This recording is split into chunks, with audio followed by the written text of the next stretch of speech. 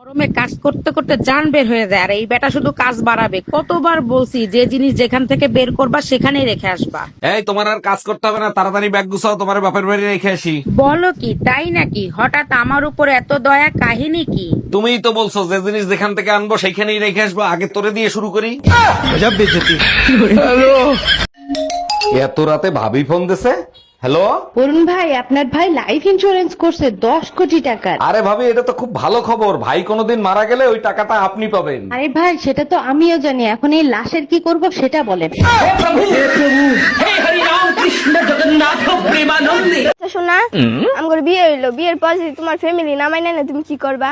আঙ্গর family যদি তোমার নাই মেনে নেয়, অন্য এক জায়গায় আমি বিয়া করব।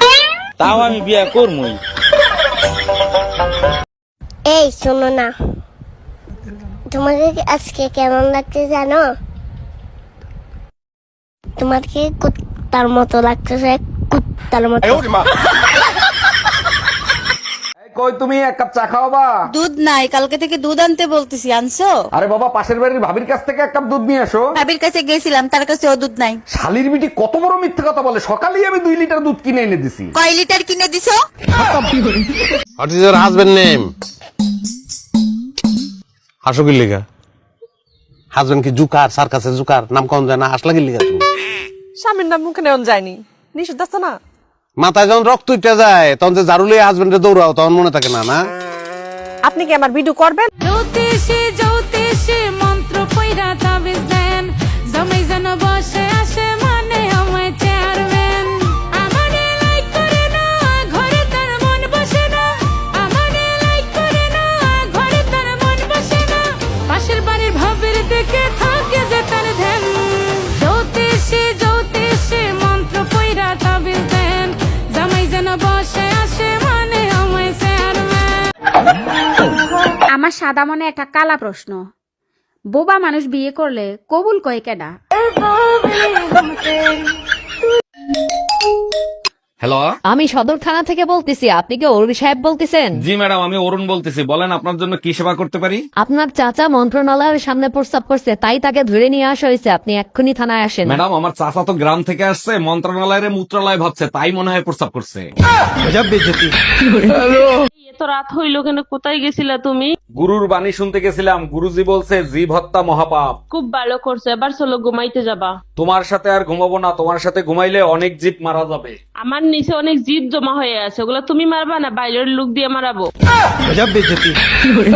সারা দিন এত পরিশ্রম করো, তোমার এই কষ্ট আমি আর সহ্য করতে পারতেছি না। এটা তো আমার কর্তব্য শোনা। জানো, সারাদিন এত পরিশ্রম করার পর তোমার মুখটা যখন দেখি না, সব কষ্ট দূর হয়ে যায়। আজ থেকে আমি সব ফালতু খরচ বন্ধ করে দেব, প্রতিদিন আর মেকআপ করব না। খবরদার, আমি সব কষ্ট সহ্য করতে পারবো, কিন্তু মেকআপ ছাড়া তোমাকে সহ্য করতে পারবো না। যদি তোমার ছাড়িয়া যায় গেতে তুমি কি তা করবে? আমি তো পাগল হয়ে যাইমু। তুমি আবার বিয়া করতে নাই? পাগলে কিতানা না করে। অরুণ ভাই, আপনার কপাল তো অনেক ভালো, এত সুন্দর শান্তশিষ্ট একটা বউ পাইছেন। আমার বউ শান্তশিষ্ট? আমার বউ হলো উন্নত পিস্তল, সবসময় সাইলেন্সার লাগানো থাকে। বলেন কি, তাই নাকি? এর জন্যই তো বলি আপনার বাসা থেকে ঝগড়ার আওয়াজ পাই না কেন। কেমনে পাবেন ভাবি, মুখ বাইন্দা বেলুন দিয়া পিটায়। তোমায় রাইতে কইলাম মশারিটা দিও টাঙ্গাইয়া, দেখো তো কি করছে আমায় মশাই কামড়াইয়া। আমি দিমু না মশারি বান্ধে দিমু না তোমারে, তোমার মুখের সাথে পারি না তো মশাই যদি পারে। আমি করতে যদি পারি তোমার মন চুরি, তার আগে বলো, মন চুরি করে তুমি কি করবা? তবে আমার প্রেমের ডবল সেঞ্চুরি। আর যদি ডাবল সেঞ্চুরি না করতে দিই তাইলে কি করবা? আদালতে করবো মামলা, তোমার বাড়ি করবো হামলা। বউ হইলাম একজনের, দোষ ধরে অন্যজনে, আবার শাসন করতে আসে আরেকজনে। এগুলারে আর পাত্তাই দেব না। জামাই, তুমি শুধু পাশে থাকো।